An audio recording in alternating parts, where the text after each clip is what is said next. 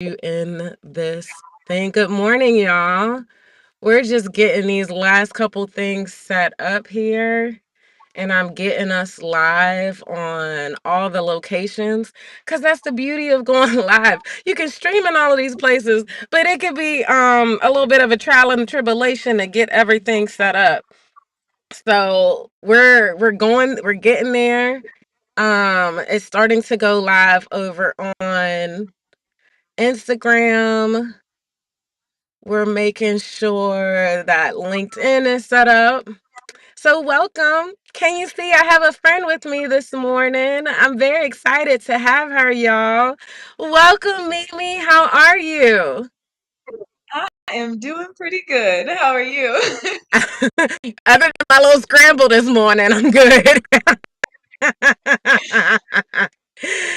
You guys, if you are here on a platform, if you're on Instagram, if you're on YouTube, wherever you are, you might be on LinkedIn. Start saying hello. Say hello in the chat. Let us know that you are here.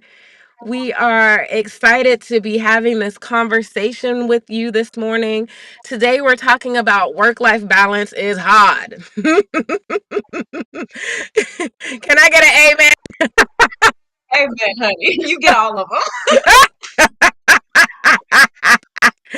Oh God. I'm like, why? Why does work life balance have to be so dang hard? And that's what we're exactly going to talk about this morning. And it's going to be a really, really good conversation.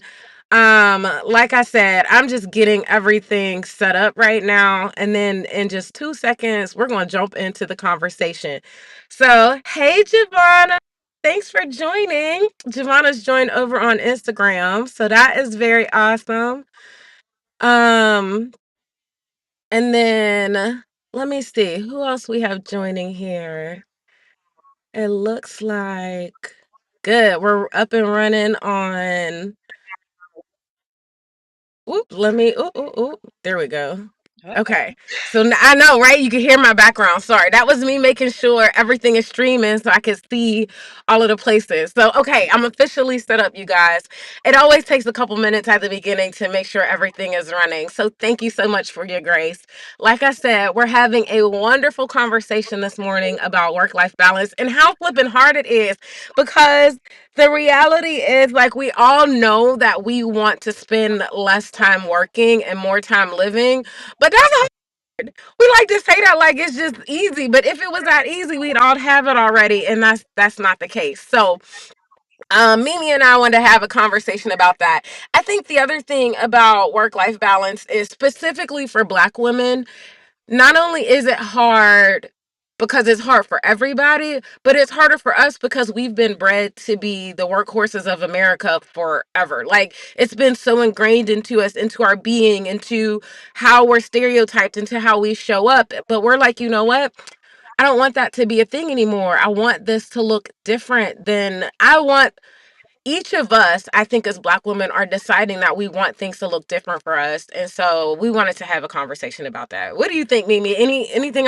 You see how I get off onto a roll, No, you good. You said it all right there.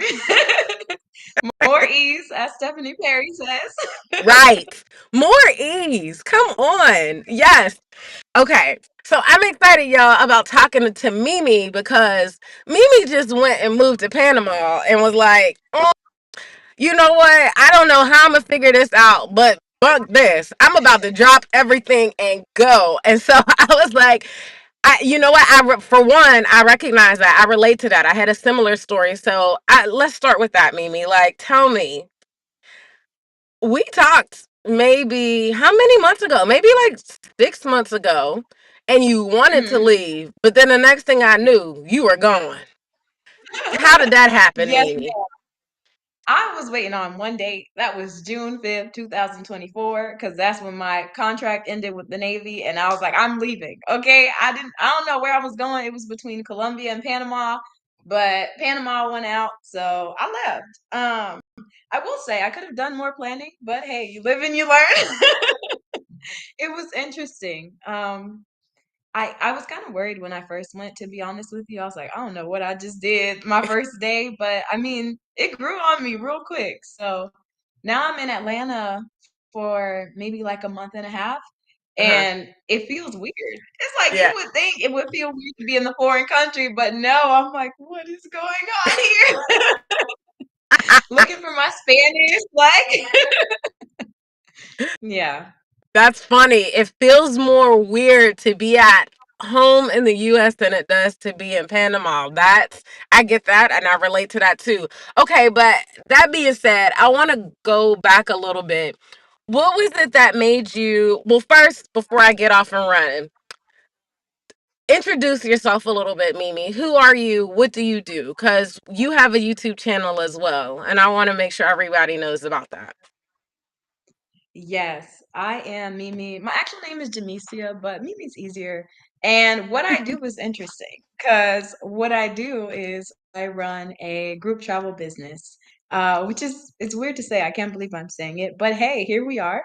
And I actually, like I said, I just left my job last month. So the whole what do you do thing is interesting because I'm like, should I tell people like I'm unemployed just because I'm like in that middle period or but yeah, I'm excited about what comes next. I was supposed to be taking a year-long sabbatical to not work, but here I am. So yeah, I just exist, you know. I love that. It's real because it gets into the struggles of what it is when we're trying to figure out, well, wait, now that I'm not supposed to work, what the heck am I supposed to do? What Yes. are we doing?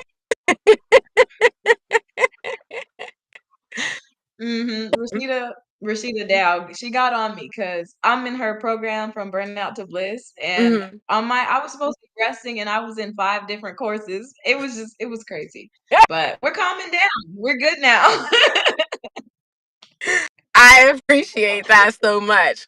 Which brings me to my next question. Okay, we're talking about the fact that work-life balance is hard, and you are pinpointing exactly one of the biggest things that makes work-life balance hard because we so easily let work drag us back in. Like we're like, no, we're going over here, but then before we know it, it's dragging us back in, and we're like, wait, but I'm supposed to be listening, and it's dragging back Yeah, I'm gonna just do in. this real quick. What do you think? I mean, because now that I'm gonna call it your sabbatical because you're not unemployed. You're working on becoming a business owner, but you're actually supposed to be on a year-long sabbatical. So that's what I'm gonna call this for you.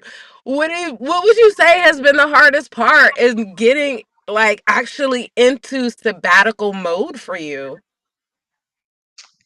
I think the hardest part for me, this is going to be crazy, but it's true. The income piece. Because I Mm, think when you have money coming in like I did, it's easy to say, yeah, I'm going to take a year off and use my savings.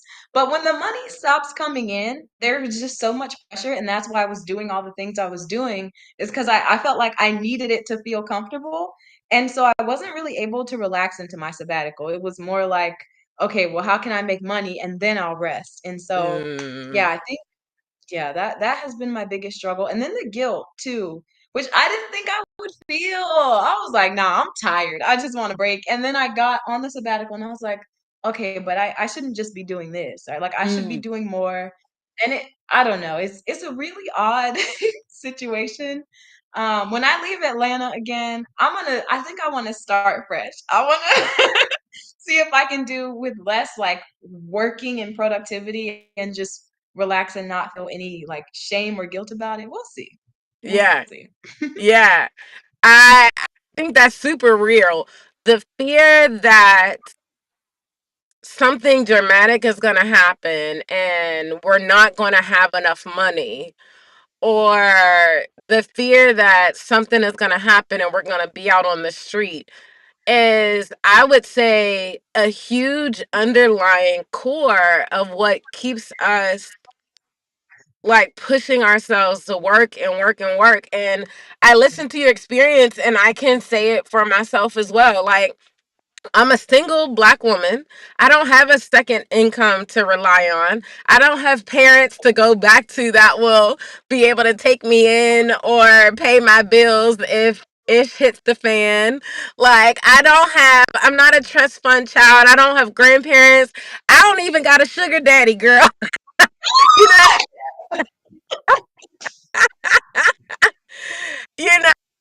So those things all really come back down to, is there someone else that's going to be able to help me if financially something goes wrong?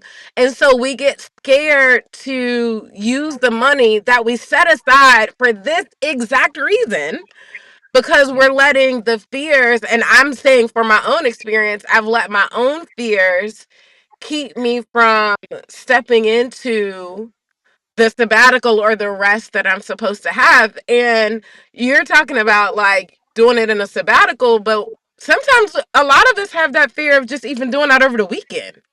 Forget a Yeah. sabbatical.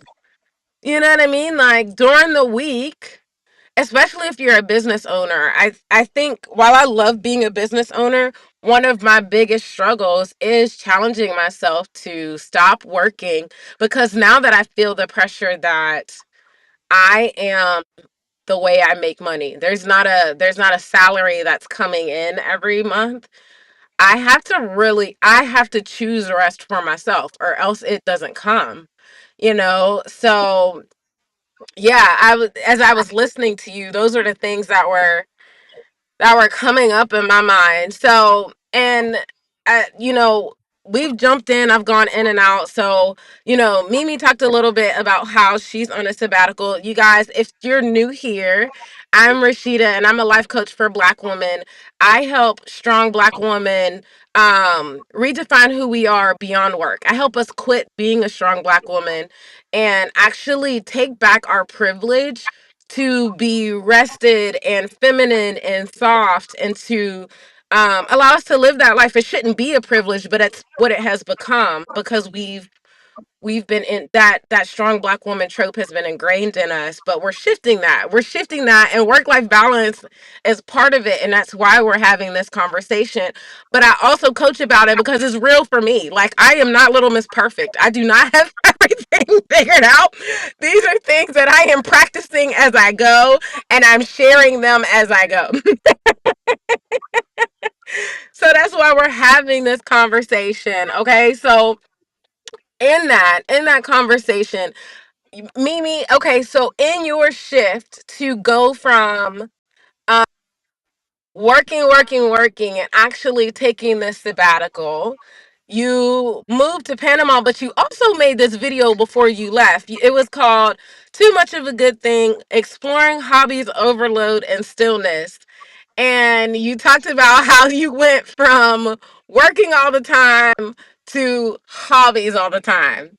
Tell me how that came about. So, you know what? That was such a beautiful experience because before I got out of the military, from January to June, I was in this internship program, which was essentially just learning on Coursera. We had a meeting once a week. It was the dream.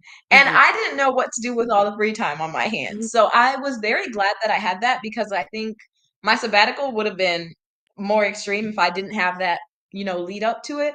But what happened is I had so much free time. I didn't have to go into the office. And so I was living it up. I was learning Spanish. I was taking ballroom dance classes. I was reading. I was doing the most. And at some point I realized I was tired. And I don't know why it didn't click in my head, but I figured if you're having so much fun, like the tiredness is work, right? Like I didn't realize that it translated over to like everything, which common sense, hello. But yeah, I was sitting there and I was like, I really want to slow down and do less, but I also really want to do these fun things. And so it was a really interesting, I was kind of exploring it myself. That's why I made the video. And I guess now I understand more that rest is essential. Whether you're having a good time, whether you're doing work, whatever it is, it has to be prioritized because otherwise you can be exhausted while doing all of these wonderful things. So yeah, Mhm. that's what that was all Yeah, I love that. It's one of those things where I think when I was in corporate America, I used to think if I leave this corporate job and I start my own business, I mean it's my own business, but I get to have my own schedule. So I'll be more rested. I won't have to deal with the politics, so I'll be more rested. Or I thought that, oh, since I'm not working as much, I can play more and I'll be more rested. And exactly what you said, I finally realized rest is intentionality. It's not if I just cut off one other thing, I'm automatically going to be more rested. Rest is like Yeah. doing things that actually help us feel rejuvenated, that help us feel rekindled, that help us reconnect back to who we are and what we love about ourselves. And not in this place where we feel like guilt or shame, but like and making space to be like, no, I truly love me and I'm gonna sit with me and enjoy me right now. Like all of these things happening, and none of them just happens because we stopped doing something else. Like, and it's so much about what I teach in my program because I'm like, I was definitely the person. I quit my job and I was like, I went from one form of burnout. I went from burnout at my job to burnout in my dreams. Yeah. Mm. A word. I don't want us to do that. Like, you can. And here's the thing, we don't know that because nobody's really talking about that. It took me some time to figure out how to shift back, and I had to detox. Girl, whew, I would imagine you're going through this too. So, this is going to be my question after I finish this statement. But it was a bit of a detox for me to come back and recognize that the behaviors that I was doing, if I didn't change the behaviors, regardless of whether I was working in my hobbies, in my own business, in somebody else's business, if I didn't change how I live my life, the burnout was going to continue. Mm. That's You good know, coaching right there.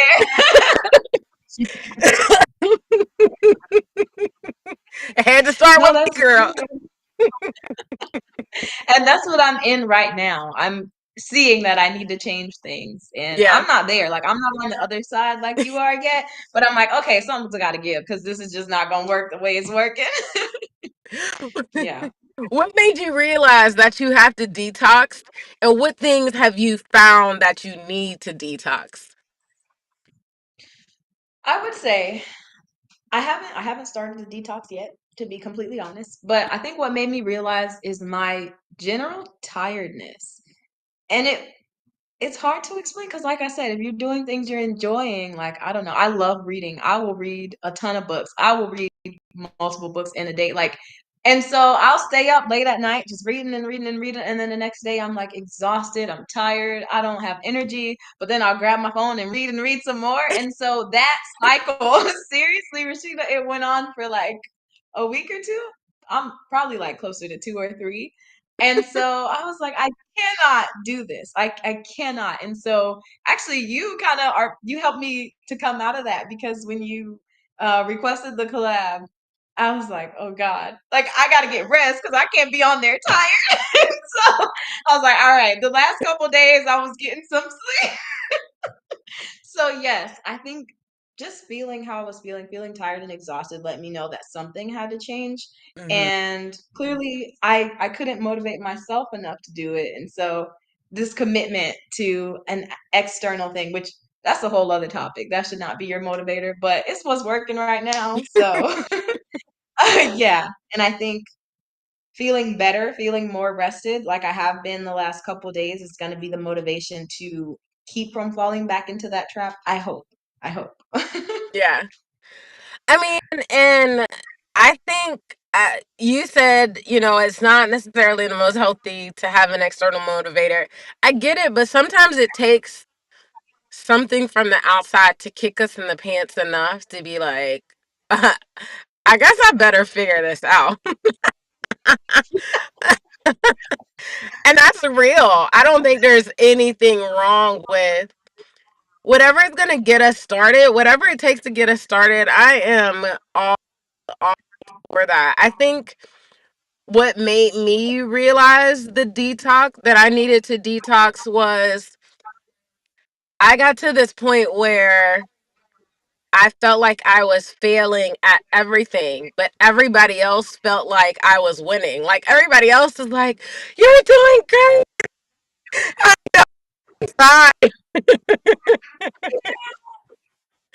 I felt it, and I was like, I need to see somehow what they're seeing and what I'm seeing, or what they're feeling and I'm feeling, are not overlapping. And I gotta take a step back and look at that, because this this is not sustainable.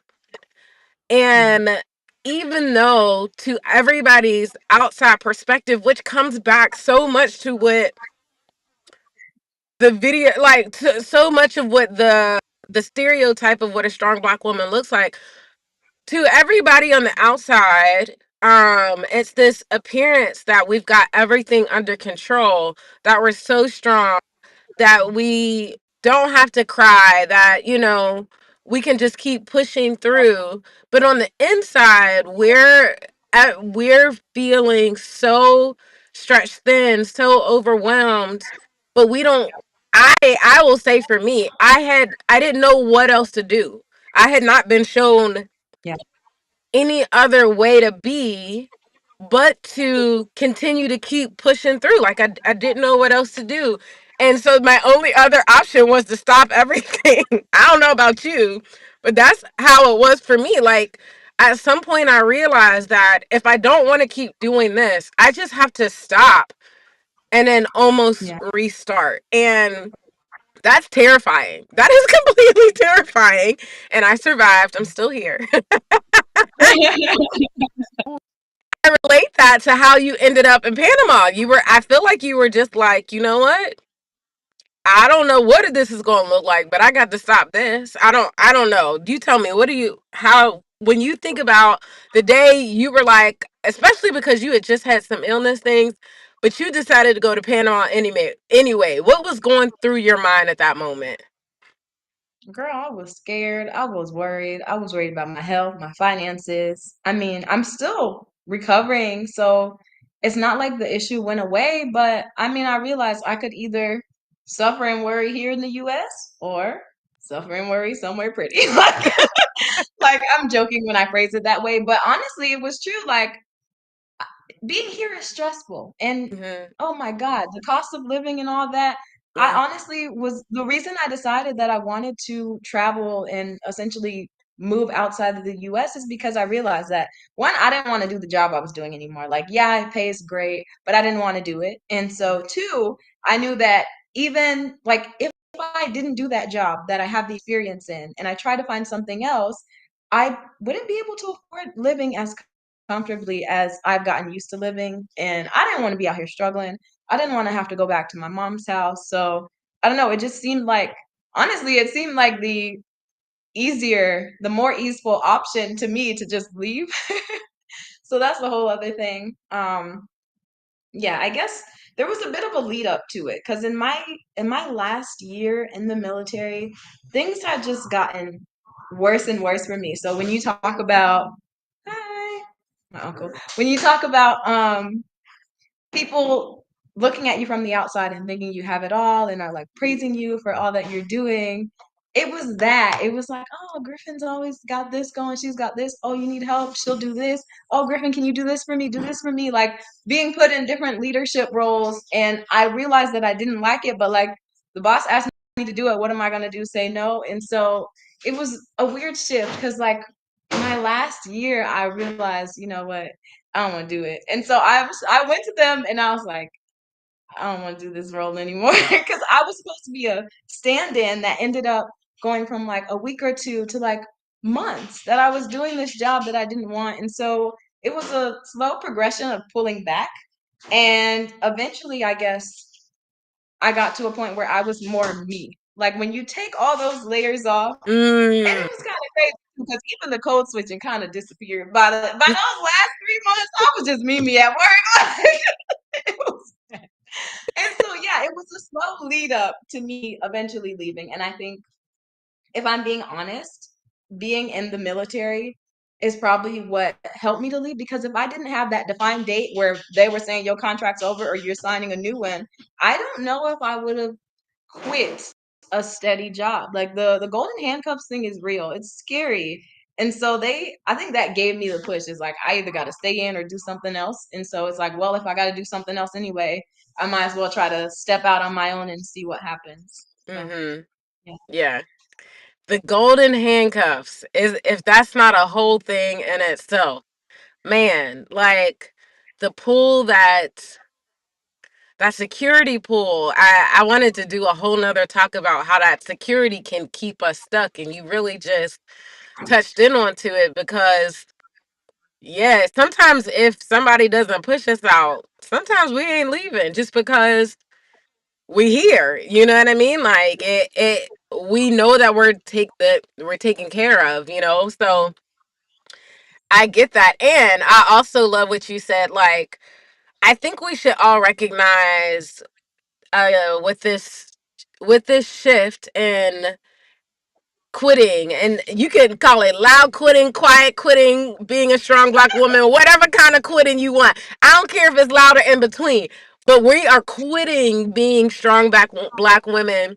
But I'm joking, but in that shift, it is that detox is a process. It doesn't happen overnight, and I think it's a process that, especially at the beginning, I feel like it happens minute to minute where we start saying no.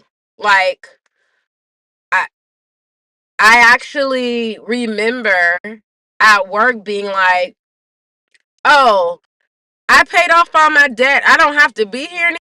No, thank you." Like, like, and, and then something else. And then once I got that off, then I realized there was something else to say. No, thank you to that. And it's like you said it so well, peeling away these layers. It's like you say your first no thank you, and then you take a step back. And then you say your second no thank you, and then you take a step back. And then you say your third no thank you, and then you take a step back. And each time is peeling away another layer of this strong black woman stereotype within us, but it's us. I got the book Rest is Resistance. I can't wait to read it out yet. But it is this resistance in that we have to keep being this thing that we none of us want to be. Nobody woke up and was like, I want to be a strong black woman today. No, at least I know I did too, because I didn't. No, ma'am. Did not. You know? But we also have to choose to stop perpetuating it. Like, we also have to choose the healing. We have to choose the other side. And I want to say, if nobody gets anything else out of this whole conversation today, take that. Like, this is a peeling of layers. And every time each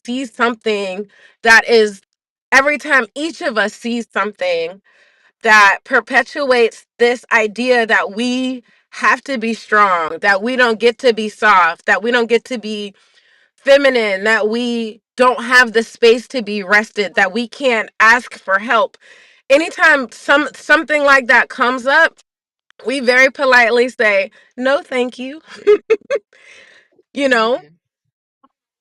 Yeah. Yeah. And I think I don't want it to be it that in itself is hard. Like, I don't want to add anything else to that. I think that's hard enough as it is us, because every time we do it is choosing ourselves, but we've been choosing everybody else for so long. It's hard to stop and say, no, I'm choosing myself. So I don't know. What would you is there anything else that you have found as you're peeling back the layers and getting back to Mimi, like you said, just getting back to who you are, that has been super helpful for you? I guess, gosh, what was it? I think you pretty much summed it up when you say one no and then nothing explodes, and you say another and then nothing explodes, and then another, and it just, to me, it helped me realize that I can actually get what I want or say no to things that I don't want. Because for the longest time, there was just, and maybe I placed this expectation on myself, maybe it was a cultural thing, but I just felt like I couldn't say no, right? Mhm. Like I have to be that person that everyone can go to. I got to be the one that can lean on. I got to be the one they can trust. I got to be reliable. And so no just wasn't in my vocabulary. And so I think a big part of the shift for me was telling them like, no, I don't want to do this role. And once that was like, they kept asking, but every time I said no and they found somebody else to do it, that was so freeing for me. And I was like, now, if I can do this at work, Hey, then I can do this anywhere. So it actually just translated into other areas of my life. So as I said no to things that I didn't want, I was able to say yes to things that I did. And I don't know, here we are. yeah. I love it. I love it. It's when when you take that first leap to say no that first time, it opens it up, and it like you see the universe, like, or Jesus, however you want to, I say Jesus, but you see Jesus. it positively reinforce that the world is going that the world is not going to explode if you say no. You know what I mean? Yeah. And that was what made space for you to continue saying no.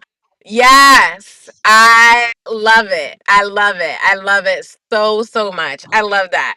So I know you are technically on your uh sabbatical, but you're also in the process of exploring starting your business. So tell us about your business. What do you do? What made you decide to do this one? Hey, Kayshalane on Instagram. Thanks for joining. You guys, also, we've been So talking the whole time. Sorry, Mimi. If you're in the chat, say hello to us. We're looking at the chat. We've just been talking along because we haven't seen any comments in there. But we're here. We're excited to be a part of this conversation, and we'd love for you to be a part of it too. But okay, Mimi, I'm sorry. Now, yes, tell me about your business and what you're doing now. okay, so my business, the vision is it's a group travel business, but I want to keep it small. Like I don't want to do more than 15 people on one trip, and 15 people is a lot to me. So ideally, I would take people to these places that I go and explore on my own first, right? Because you want Mm-hmm. to scope it out. You don't want to just tell people, "Hey, come," and I haven't seen it yet. Mm-hmm. So that's part of like my sabbatical is low key kind of a work thing, but not really because Mm-hmm. I'm seeing what are the fun things that I enjoy that other people enjoy and just getting ideas for an itinerary. And I want it to be kind of a laid back, we can explore wherever. So like Panama is my first trip. We can explore Panama. We can, if y'all want, we can go to the grocery store, y'all. Like we could go to the laundromat if that's what you want to see. But also we gonna do some like dance classes, some drumming, some like just fun like cultural exchange type things. Like I don't know. I just feel like if I could somehow incorporate getting to know the place with also fun activities. So I wouldn't call them scouting trips because I don't want it to be labeled that way. I want to focus on the fun and we can see what's out here as we're there. So yeah, that started out of my idea of traveling, right? I want to travel everywhere Mm-hmm. that's safe. And there's a whole other thing. But I know that I want to be living this nomadic life, right? And so I'm like, well, if I'm going to be doing that and I need income, what's a good way to bring money in while also supporting what I want to do? And so it was just kind of a natural thing. Like, I love community. I like hanging out with people. I enjoy being around. So it just seemed like not really work to me. And so that's how I came up with the idea. And I've been working with so many people. Stephanie Perry, Marissa Price, like Linda Takende, um, Sandra from Lack to Legacy, to me, like all these women that have been helping to guide me because I'm new to entrepreneurship. And I think one thing I don't talk about enough is the transition that it takes to go from worker to like business owner because it's a completely different skill set that I'm learning. And so yeah, I'm soaking in all the knowledge from all these women, including you, Rashida, because you're listen, work less, live more lifestyle is such an inspiration. So I'm like picking up little things from everyone and trying to form something that feels like me, that Mhm. technically it is work, but it doesn't feel like that so much. And then seeing what comes of it. Because, I mean, it could not work out. And if it doesn't work out, I'm back to the drawing board. But at least I know I gave it a shot. So, yeah, that's Voyager Collective. Yes, I love it. You said so many good spots in there. I want to go back to the one where you said no one talks about how hard it is to like switch from this employee to entrepreneur mindset. Girl, if you ain't saying but a word, that is a real word. Like, because we're going from, and I remember thinking how hard this was too, and saying the exact same statement that you just said. Nobody talks about how hard it is to go from being an employee to being an entrepreneur. And we have all of these assumptions that work life balance is just going to get easier because we do it. So we've got all of these competing things happening at one time as we're trying to shift. And I think also the longer that you've been an employee, the harder it is to make that shift, you know?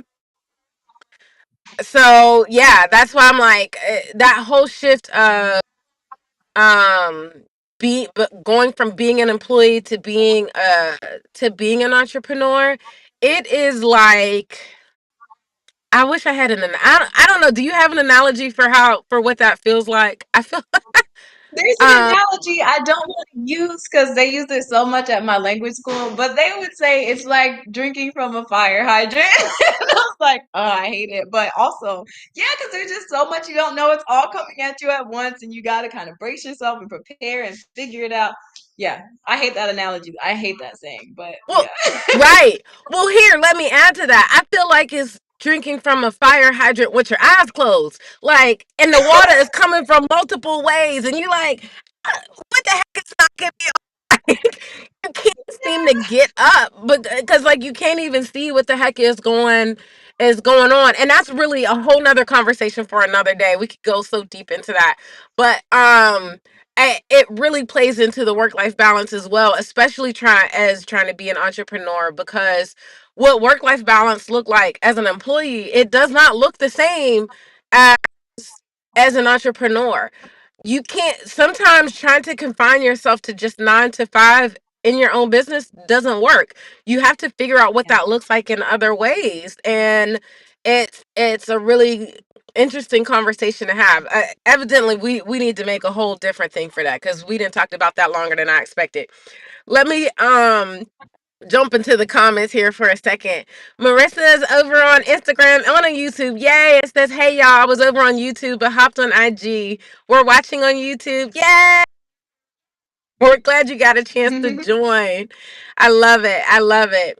Okay, so um, as you guys heard, Mimi is starting this group travel business, and in the midst of her doing her sabbatical, and I love that you're doing it in a way that is challenging you to like put it into practice, go past the theory, because I had this whole idea of what I thought work life balance was going to look like as my start of my business, but you're practicing it as you go. But that being said, sharing about your business, what if somebody was interested in helping you like support your business right now, what is the first, what would you invite them to do? Oh, wow. That's a good question. Oh, wow. I guess I don't know. I guess if it's something that interests them, then maybe they could consider subscribing to my YouTube channel. If not, that's fine. I guess I don't know. Cuz I don't know. I had I had Buy Me a Coffee for a while, but then I got rid of it.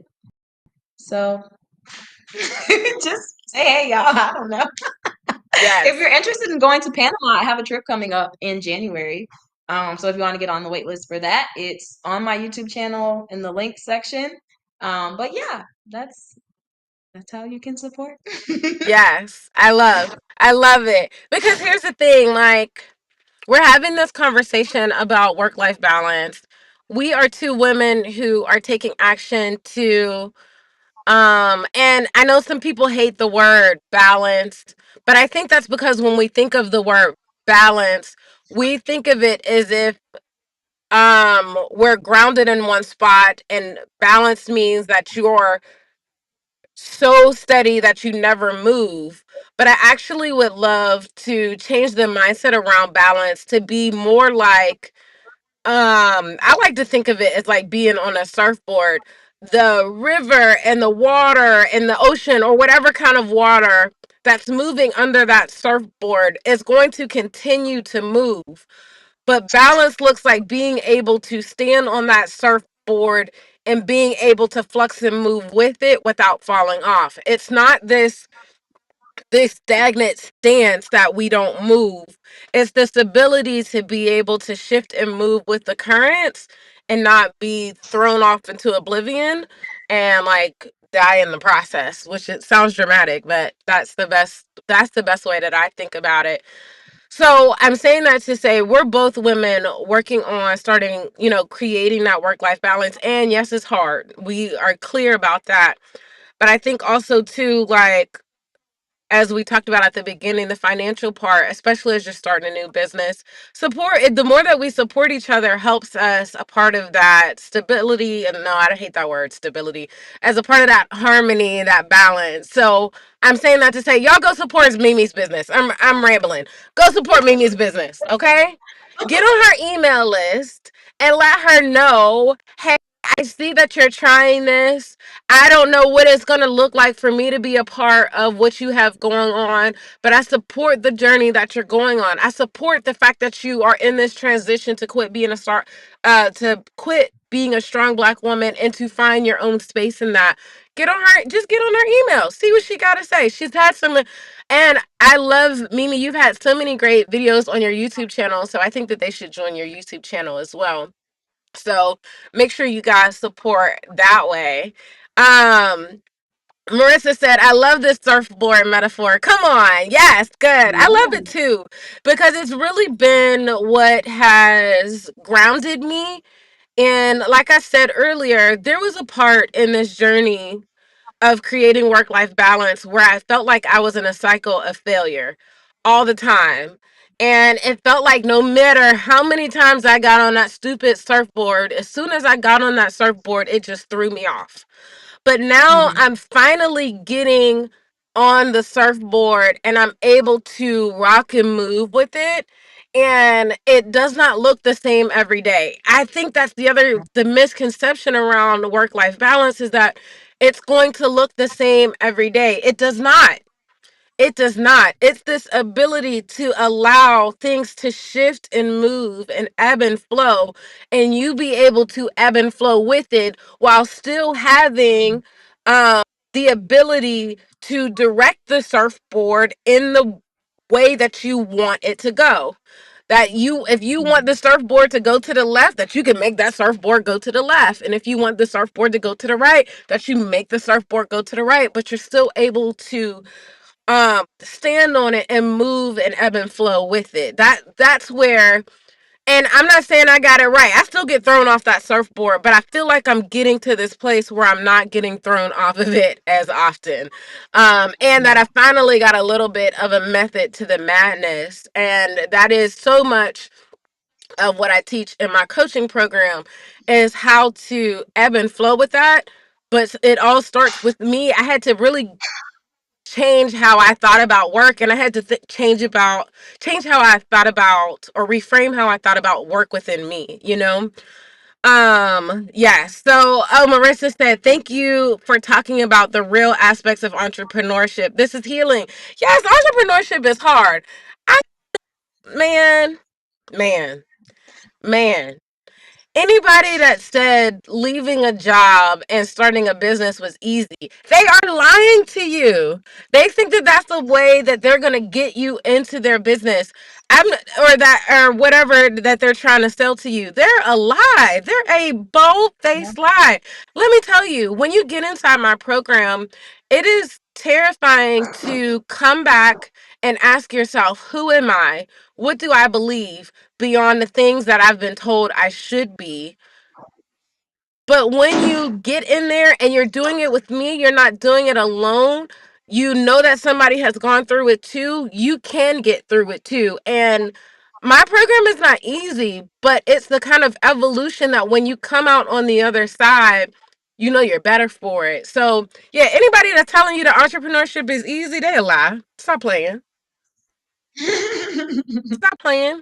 Also, anybody that's telling you that learning who you are is not it's not terrifying, they're a lie too. It is terrifying because so many of us are scared that once we start getting to know who we are, that we might not like it. But I can tell you through I've worked with over 150 clients. What I found more, especially for us as Black women, when we start getting to know ourselves, we don't find that we're bad people. We find the Yeah. opposite. We find that we're really amazing people, but we have a hard time receiving that.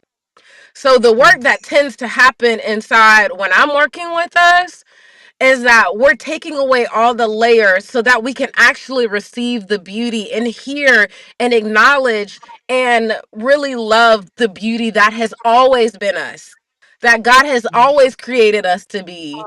And that's where we actually see so much of the magic happening, because when you get to that, nobody has to convince you of anything. Nobody has to convince you that you deserve rest or that you deserve to have fun. Once you get to that point, you're like, no, this is always who I have been, and I just hadn't been able to settle into it. Yeah. I'm going off on all kinds of tangents today. But that to be said, We love it. thanks We do. I speak for everyone.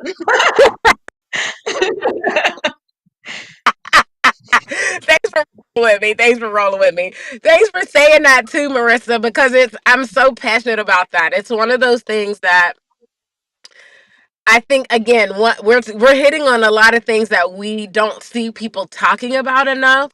But I think it's super powerful to start bringing out those conversations, and we can just come back to them and have like full conversations about them later. So, okay. So, so wrapping up, you can get on Mimi's email list so that you can learn more about the group travel that she's doing, where she's inviting Black women to try out different locations in this small group setting where you guys can connect and kind of go on this journey of exploring a different way to be together, which I think is an awesome way to do this. A big part of my journey when I quit my corporate job was that I did just that. I did it in a mission setting. I'm not saying you have to do this. I think Mimi's program is going to be better. Just saying. But so I think that's going to be a really great opportunity. So make sure that you get on her email list so that you can get the information about the first trip that she has coming up, and that's going to be in January to Panama. And then I also want to share with you, I've been kind of hitting on it here and there. Marissa says, "Yay, Mimi! Yes, come on, it's gonna be exciting." Yes, I love all of that excitement. While Mimi has hers, I also have my coaching program. And so I want to share, I've kind of talked about it here and there. I have a coaching program where I help women go through the same journey. Like I said, I've done this journey. This is not just something I talk about, it's something that I have figured out the hard way, but I want to help us figure it out a lot easier than I had to figure it out. And so it's this journey to start shifting and reframing everything that we've been bred to be, to actually decide for ourselves. We know those quotes that say, write your own story, choose your own future, but how the heck do you do that when you've been tasked to be the strong Black woman your whole life? It's like, what the heck does it even look like to make the shift? And that's what my program demystifies that and actually takes you on a guided journey from that.